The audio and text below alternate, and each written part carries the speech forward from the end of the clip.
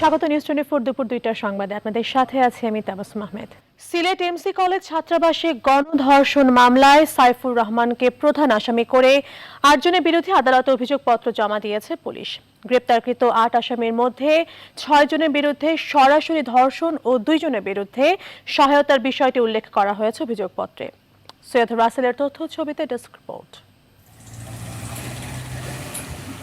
25 September সন্ধ্যায় স্বামীর কাছ থেকে ছিনিয়ে নিয়ে সিলেটের এমসি কলেজ ছাত্রাবাসে গণধর্ষণ করা হয় এক গৃহবধূকে। এই ঘটনায় নির্যাতিতার স্বামী মামলা করলে 8 জনকে গ্রেপ্তার করে আইনশৃঙ্খলা বাহিনী, যারা সবাই ছাত্রলীগের রাজনীতির সঙ্গে জড়িত। এর মধ্যে প্রধান আসামি সাইফুর, তারেক, শাহ মাহবুব ও অর্জুন লস্কর আদালতে 164 ধারায় স্বীকারোক্তিমূলক জবানবন্দি দিয়েছে। পুলিশের কাছে দেয়া জবানবন্দিতে রবিউল ও মাহফুজ ধর্ষণের কথা স্বীকার করেছে। ডিএনএ নমুনার প্রতিবেদনেও এই 6 জনের ধর্ষণে সরাসরি যুক্ত থাকার প্রমাণ পাওয়া গেছে। বাকি 2 জন ধর্ষণে সহযোগিতা করেছেন। বৃহস্পতিবার সকালে মামলার তদন্ত কর্মকর্তা Indranil Bhattacharya chief metropolitan magistrate Abul কাশেমের আদালতে অভিযোগপত্র হস্তান্তর করেন। অভিযোগপত্রটা কমপ্লিট হয়েছে 2 তারিখে, আর 3 তারিখে দ্যাট মিন্স আজকে সকালে এটা আমরা আদালতে জমা দিয়েছি। 8 জন আসামির মধ্যে 6 জন সরাসরি ধর্ষণের সাথে জড়িত, 8 জনের মধ্যে 2 জন সহযোগিতার অপরাধে এসেছে। একই সঙ্গে প্রধান আসামি সাইফুরের বিরুদ্ধে অস্ত্র মামলায় আরেকটি অভিযোগপত্র জমা দিয়েছে পুলিশ। আমরা অস্ত্র মামলাটি আদালতে চার্জশিট জমা দিয়েছি। মাত্র 2.5 মাসের মাথায় চাঞ্চল্যকর এই ঘটনায় তদন্তের কাজ শেষ হওয়াকে ইতিবাচক হিসেবেই দেখছেন সংশ্লিষ্টরা। Desk report, news 24। গুলশান এভিনিউয়ের ফিরোজায় কেমন আছেন 74 বছর ঊর্ধ্ব বেগম খালেদা জিয়া? এমন প্রশ্ন দলীয় নেতাকর্মীর পাশাপাশি রাজনৈতিক পর্যবেক্ষকদেরও। সরকারের নির্বাহী আদেশে মুক্তি পাওয়া বিএনপি প্রধান এখন দৃশ্যমান রাজনীতিতে নেই। বক্তৃতা বিবৃতি দিতেও মানা সাবেক এই প্রধানমন্ত্রী। সিনিয়র নেতারা জানান, 9 মাস ধরে বাসায় নিঃসঙ্গ খালেদা জিয়ার হাঁটা চলায় সাহায্য নিতে হয়।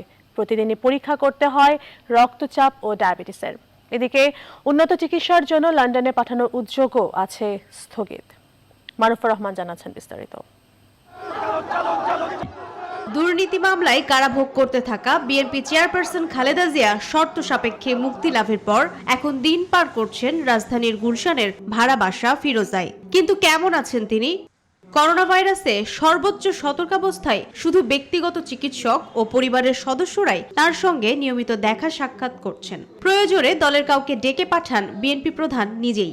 ডাক্তাররা যায়, সেটা কি সুগার, তারপরে ওই যে প্রেশার, এগুলোই মাপতে টাকতে পারে, এর বাইরে অন্য কিছু না।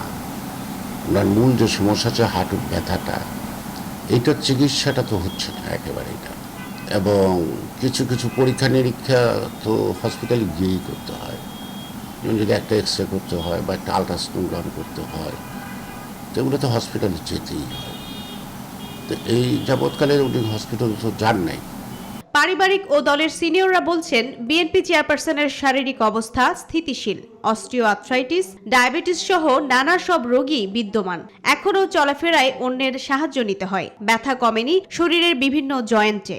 বাসায় 2 জন নার্স স্থায়ীভাবে রাখা হয়েছে। তারা বাসায় থেকেই বেগম জিয়ার স্বাস্থ্যের সার্বক্ষণিক খোঁজ খবর রাখছেন এবং ফিজিওথেরাপি দিচ্ছেন। এছাড়া তার মেরুদণ্ড, বাম হাত ও ঘাড়ের দিকে শক্ত হয়ে যায়। 2 হাঁটুও প্রতিস্থাপন করা। তিনি রক্তচাপ নিয়ন্ত্রণের ওষুধ খান। বাম চোখেও একটু সমস্যা রয়েছে তার। দলের নেতারা বলছেন, উন্নত চিকিৎসার জন্য বেগম জিয়াকে বিদেশে নেওয়া দরকার। তবে এ বিষয়ে এখনো সম্মতি জানাননি খোদ খালেদা জিয়া আর সরকার দুপক্ষই। দলের পক্ষ থেকে কোনো আবেদন করা হয়নি, কিন্তু দল জানে যে ওনার পরিবারের পক্ষ থেকে এটা চেষ্টা করা হচ্ছে। কারণ দেশনেত্রী বেগম খালেদা জিয়া উনি নিজেই বাইরে যেতে চান কিনা সেটাও তো দলের গোচরে আগে আসতে হবে। বিএনপির নীতি নির্ধারণী ফোরামের একাংশ বলছেন, শর্ত সাপেক্ষে মুক্তি নিয়ে খালেদা জিয়া বিদেশ যেতে চান না। উচ্চ আদালত থেকে জামিন নিয়েই বিএনপি প্রধান যেতে চান দেশের বাইরে।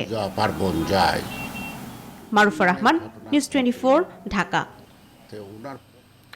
রাজধানীর কয়েকটি এলাকায় গাড়ি পোড়ানোর মামলায় বিএনপির স্থায়ী কমিটির সদস্য গয়েশ্বর চন্দ্র রায় সহ প্রায় অর্ধশতাধিক নেতাকর্মীকে হাইকোর্টে দেওয়া আগাম জামিন বহাল রেখেছেন আপিল বিভাগ। হাইকোর্টের আদেশ স্থগিত চেয়ে রাষ্ট্রপক্ষের করা আবেদনের শুনানি শেষে বৃহস্পতিবার প্রধান বিচারপতি সৈয়দ মাহমুদ হোসেনের নেতৃত্বাধীন আপিল বিভাগ এই আদেশ দেন। আদালতে বিএনপি নেতাকর্মীদের পক্ষে শুনানি করেন অ্যাডভোকেট নিতাই রায় চৌধুরী, ব্যারিস্টার রুহুল কুদ্দুস কাজল প্রমুখ। অন্যদিকে রাষ্ট্রপক্ষে শুনানি করেন deputy attorney general Biswajit Debnath. এর আগে গত 18 নভেম্বর রাজধানীতে গাড়ি পোড়ানোর মামলায় বিএনপির স্থায়ী কমিটির সদস্য গয়েশ্বর চন্দ্র রায়, ঢাকা দক্ষিণ সিটি কর্পোরেশনের পরাজিত মেয়র প্রার্থী ইশরাক হোসেন, ঢাকা 18 উপনির্বাচনে বিএনপি প্রার্থী এস.এম. জাহাঙ্গীর হোসেন, ছাত্রদলের সভাপতি ফজলুর রহমান খোকন সহ বিএনপি নেতাকর্মীকে আগাম জামিন দেন হাইকোর্ট। পরে ওই আদেশ স্থগিত চেয়ে আপিল বিভাগে আবেদন জানায় রাষ্ট্রপক্ষ। পুলিশের তথ্য অনুযায়ী ঢাকা 18 আসনের উপনির্বাচনের দিন রাজধানীর বিভিন্ন এলাকায় মোট 11টি বাস পোড়ানো হয়। এসব ঘটনায় বিএনপি ও এর অঙ্গ সংগঠনের নেতাকর্মীদের দায়ী করে রাজধানীর বিভিন্ন থানায় 10টিরও বেশি মামলা করা হয়।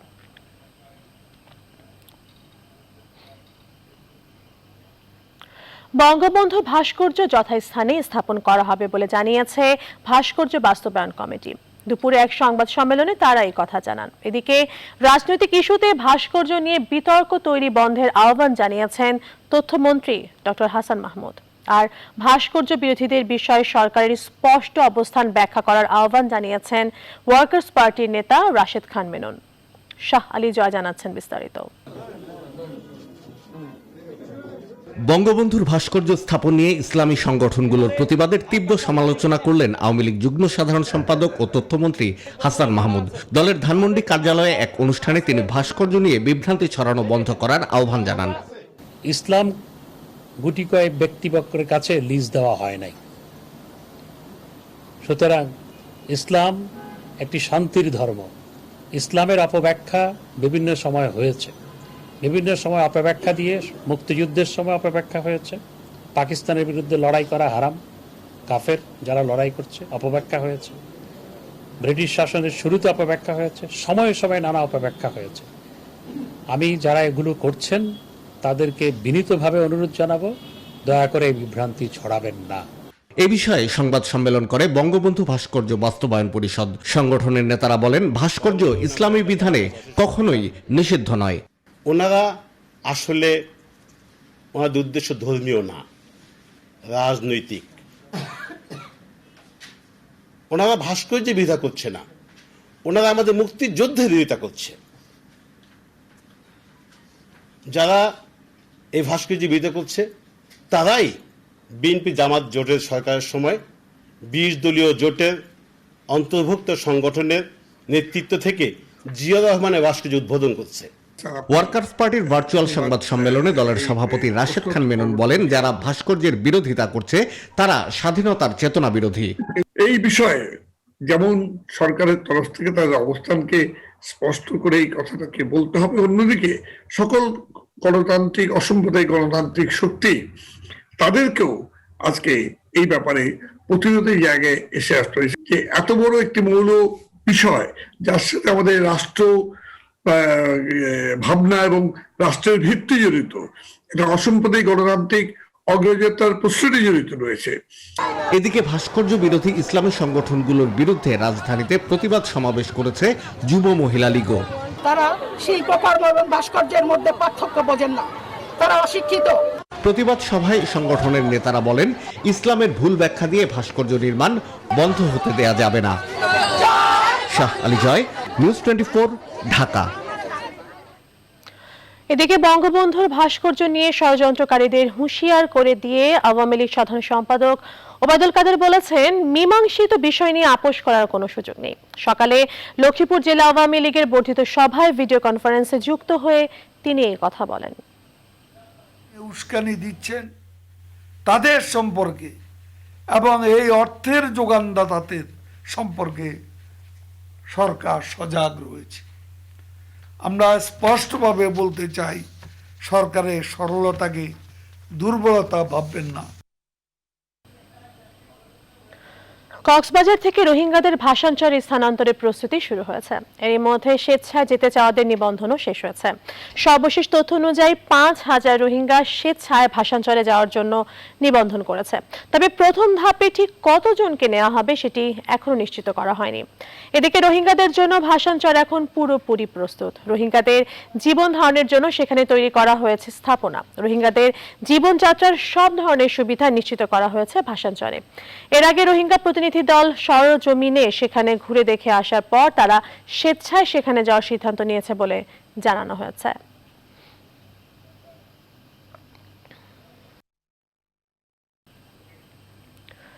বিশ্বজুড়ে গেল 24 ঘন্টায় করোনা আক্রান্ত হয়ে রেকর্ড 12,376 জনের মৃত্যু হয়েছে।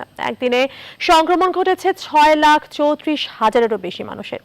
এ নিয়ে বিশ্বজুড়ে মোট আক্রান্তের সংখ্যা ছাড়ালো 6,48,00,000। একই দিনে 2,008 শতাধিক মৃত্যুকে সর্বোচ্চ প্রাণহানির রেকর্ড করেছে যুক্তরাষ্ট্র।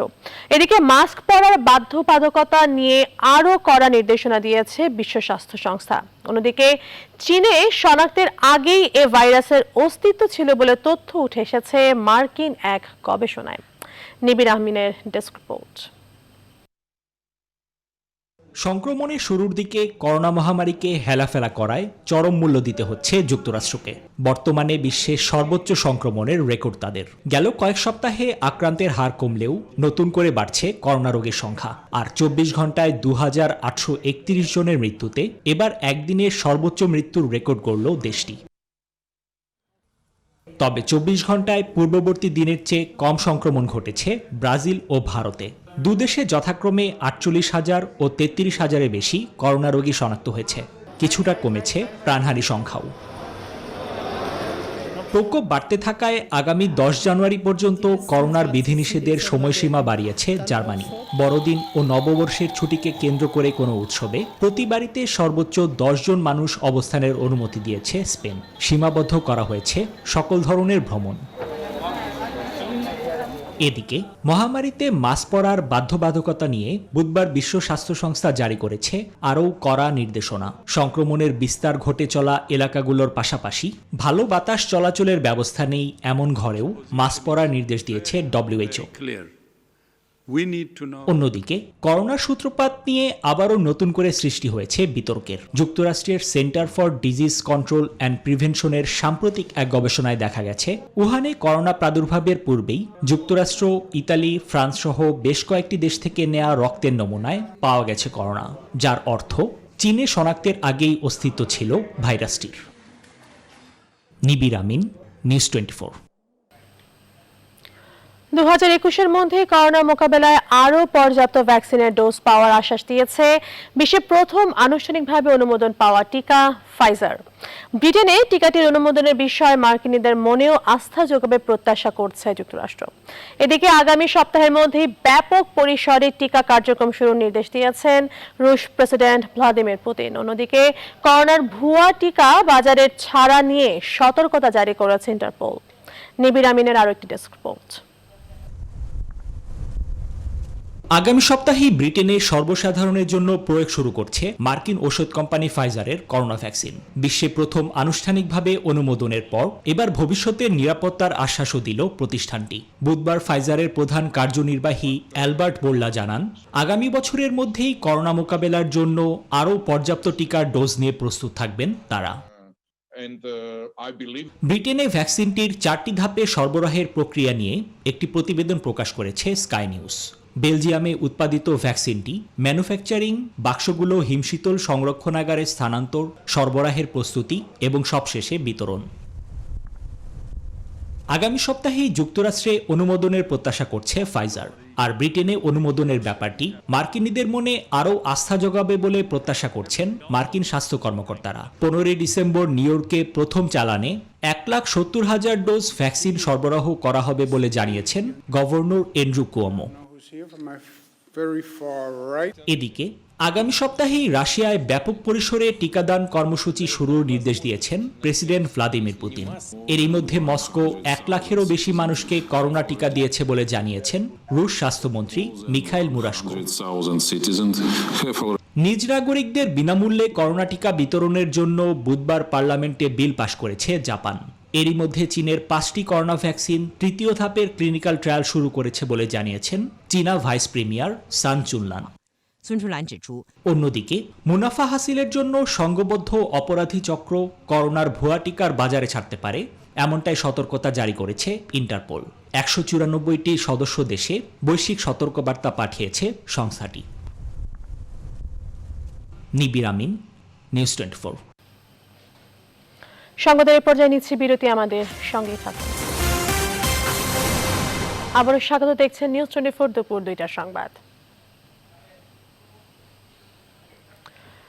এবারে গৌরবের ডিসেম্বর প্রসঙ্গ।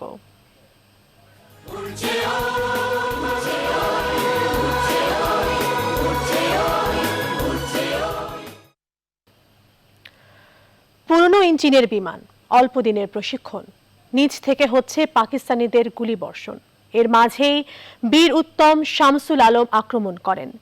3 ডিসেম্বর রাতে 6 ঘন্টারও বেশি সময় তিনি আকাশে ছিলেন যুদ্ধ করতে। মুক্তিযুদ্ধের সেই গৌরব গাথা শুনিয়েছেন নিউজ 24-কে, জানাচ্ছেন সুকন্যা আমির। একটা গুলি চলে, উত্তাল মার্চ 1971। আমরা যখন মরতে শিখেছি তখন কেউ আমাদের দমাতে পারবে না। রাজপথে তখন আন্দোলনের উত্তাপ, স্লোগানের ঝড়।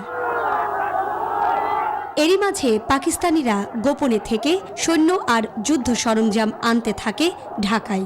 শামসুল আলম তখন কাজ করেন পাকিস্তান বিমান বাহিনীতে। বঙ্গবন্ধুকে যুদ্ধ প্রস্তুতির এই গোপন খবর দেন। ইয়াহিয়া খান, ভুট্টো এন্ড অন্যান্য যত রাজনীতিবিদের কথা হচ্ছে কিভাবে পাওয়ার হ্যান্ড ওভার করবে। ব্যারিস্টার কেজেড আলমের মাধ্যমে আমি বঙ্গবন্ধুর কাছে মেসেজ পাঠাচ্ছি যে আপনি তো কথা বলছেন কিন্তু আমি তো ট্রুপস নিয়ে আসতেছি আমরা। সো ওরা কিন্তু ধোকা দিচ্ছে আপনাদের। জুন মাসে তিনি ঢাকায় পালিয়ে এসে আটক হন। মুক্তি পান সেপ্টেম্বরের প্রথম সপ্তাহে। এরপর পালিয়ে যান ভারতে। সেখানে তখন মাত্র শুরু হয়েছে মুক্তিবাহিনীর বিমান উইংয়ের কাজ। সেখানে যোগ দেন শামসুল আলম। 28 সেপ্টেম্বর 1971 সালে বিমান বাহিনী গঠন করা হলো অফিসিয়ালি, এবং এটা ওপেন করলো এয়ার চিফ মার্শাল পিসি লাল, ইন্ডিয়ান এয়ারফোর্সের চিফ। ডিমাপুরে ওপেন হলো এবং আমরা যারা ছিলাম বৈমানিক সবাই এক্সপিরিয়েন্স পাইলট ছিলাম। আমাকে দায়িত্ব দেওয়া হলো অটার এয়ারক্রাফটে। 3 ডিসেম্বর 1971 ভারতের কমলপুর থেকে তিনি ও আকরাম আহমেদ অটার বিমান নিয়ে যাত্রা শুরু করেন চট্টগ্রামের দিকে। মধ্যরাতে আক্রমণ করেন চট্টগ্রামের ইস্টার্ন রিফাইনারিতে। আজকে যদি পেট্রোলিয়াম প্রোডাক্ট যদি বন্ধ হয়ে যায় সাপ্লাই, তাহলে ট্যাঙ্কও চলবে না, গাড়িও চলবে না, প্লেনও চলবে না। এইটা যদি ধ্বংস করা যায়, মেইন কাজ উইল বি ডান। রকেট দিয়ে তেলের ডিপোতে নির্ভুল নিশানায় আঘাত হানেন। এদিকে পাকিস্তানিরা নিচ থেকে শুরু করেছে গুলিবর্ষণ। জীবনের ঝুঁকি নিয়ে শামসুল আলমের বাহিনী আক্রমণ করেন আবারও। শুধু ইঞ্জিন ছাড়া আর একটা পুরনো প্রথম মহাযুদ্ধের একটা কম্পাস ছাড়া আর কিচ্ছু ছিল না। তার মাধ্যমে টোটাল মিশন আমরা ফ্লাই করেছি অলমোস্ট 6.5 ঘন্টা। স্বপ্নের বাংলাদেশ পেয়েছেন। হতাশ না হয়ে তরুণ প্রজন্ম এই সোনার বাংলাকে করবে আরও গৌরবান্বিত। এটাই বীর উত্তম শামসুল আলমের প্রত্যাশা। সুকন্যা আমির, নিউজ 24, ঢাকা। করোনাকালে রাজস্ব খাতে স্থায়ী নিয়োগে বাদ পড়া স্বেচ্ছাসেবী মেডিকেল টেকনোলজিস্টদের সরাসরি স্থায়ী নিয়োগের দাবিতে অবস্থান ধর্মঘট পালন করেছে স্বেচ্ছাসেবী মেডিকেল টেকনোলজিস্টরা।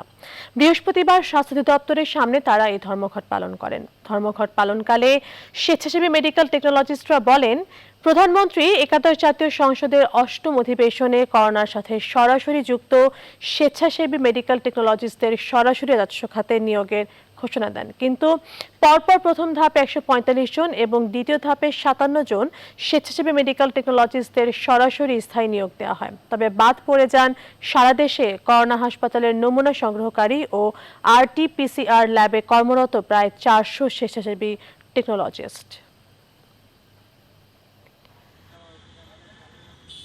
দীর্ঘ 9টি মাস আমরা এই করোনাকালীন সময়ে এই করোনার সাথে যুদ্ধ করে যাচ্ছি, আমাদেরকে এখনো কেন নিয়োগের আওতায় আনা হয় নাই? প্রকৃত অনেক স্বেচ্ছাসেবক বাদ পড়েছে, তাদের যাতে স্থায়ী নিয়োগ হয়। স্বাস্থ্য অধিদপ্তর, স্বাস্থ্য মন্ত্রণালয় যদি আমাদের এই দাবিটা না মেনে নেয় তাহলে আমরা বৃহত্তর কর্মসূচিতে যাব আর কি। সময় হলো আরেকটি বিরতির, ফিরছি খুব শীঘ্রই। আবারও স্বাগত নিউজ 24 দুপুর 2টার সংবাদে। ইরানের উপর কোনো মার্কিন হামলা হলে পাল্টা জবাব হিসেবে এবার সংযুক্ত আরব আমিরাতে হামলার হুঁশিয়ারি দিয়েছে তেহরান। সম্প্রতি যুক্তরাষ্ট্রের মধ্যস্থতায় ইসরায়েলের সঙ্গে আমিরাত সম্পর্ক স্বাভাবিক হওয়ায় হুমকি দিল রুহানি সরকার। এদিকে ইরানি পরমাণু বিজ্ঞানী হত্যায় ইসরায়েল জড়িত বলে দাবি করেছেন এক মার্কিন কর্মকর্তা। বুধবার সিএনএন সংক্রান্ত এক প্রতিবেদন প্রকাশ করেছে। মার্কিন নিউজ চ্যানেলটি জানায়, ফাখরিজাদে হত্যার ঘটনায় শোকের পাশাপাশি ক্ষোভে ফুঁসছে ইরানি জনগণ। আসমাতুলির ডেস্ক রিপোর্ট। ইরানের শীর্ষ বিজ্ঞানী ফাখরিজাদেকে হত্যার পর থেকেই এই ঘটনায় ইসরায়েল জড়িত বলে সন্দেহ করে আসছে তেহরান। আর এই সন্দেহ আরও তীব্র করেছে যুক্তরাষ্ট্র। বুধবার এক মার্কিন শীর্ষ কর্মকর্তা স্বীকার করেন, গেল শুক্রবার ইরানের পরমাণু বিজ্ঞানী হত্যাকাণ্ডের পেছনে ইসরায়েল জড়িত রয়েছে। তবে ইসরায়েলের জড়িত থাকার বিষয়টি ট্রাম্প প্রশাসন আগেই জানত কিনা সে ব্যাপারে কিছু জানাননি তিনি। এসব তথ্য দিয়ে বুধবার প্রতিবেদন প্রকাশ করেছে সিএনএন। এখানেই শেষ নয়। মার্কিন এই নিউজ চ্যানেলটি জানায়, কাশেম সুলেমানির পর বিজ্ঞানী ফাখরিজাদেকে হত্যার ঘটনায় আরও ক্ষুব্ধ হয়ে উঠেছে ইরানি জনগণ। মরিয়া হয়ে উঠেছে বদলা নেবার। সিএনএনের প্রতিবেদনে জানানো হয়, ইরানিরা মনে করেন বিজ্ঞানী হত্যাকাণ্ডে ইসরায়েলের হাত রয়েছে। দেশটি যুক্তরাষ্ট্র ও মধ্যপ্রাচ্যে তাদের কোনো মিত্র, বিশেষ করে সংযুক্ত আরব আমিরাতের যোগসাজশে পরমাণু বিজ্ঞানীকে হত্যা করে থাকতে পারে। জেনারেল সুলাইমানির পর এবার পারমাণবিক বিজ্ঞানী হত্যাকাণ্ডের জেরে উচ্চ সতর্ক অবস্থানে রয়েছে ইরান। তেহরানের আশঙ্কা, ক্ষমতার মেয়াদ শেষ হওয়ার আগেই ইরানে হামলা চালাতে পারে ট্রাম্প প্রশাসন। তাই এই ইস্যুতে যুক্তরাষ্ট্রের মধ্যস্থতায় ইসরায়েলের সঙ্গে সখ্যতা গড়ে ওঠা সংযুক্ত আরব আমিরাতকে সতর্ক করেছে রুহানি প্রশাসন। হুঁশিয়ারি দিয়েছে, ইরানে যদি নতুন কোনো মার্কিন হামলা হয় তার জন্য আবু ধাবিকেই চরম মাসুল গুনতে হবে। ইরান মার্কিন হামলার জবাব হিসেবে আমিরাতের উপর পাল্টা হামলা করবে। আসমাতুলি, নিউজ 24। এবার ফার্স্ট সিকিউরিটি ইসলামী ব্যাংক অর্থ বাণিজ্যের সংবাদ।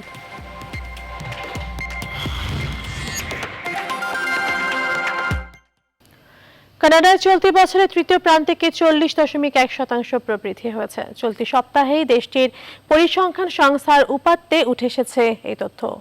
সিজিটিএম জানায়, গেল প্রান্তিকে আবাসন খাতে বিনিয়োগ, খানা ব্যয় বৃদ্ধি এবং প্রধান বাণিজ্য অংশীদার দেশগুলোয় রপ্তানি বৃদ্ধির ফলেই এই চাঙা ভাব দেখা গেছে।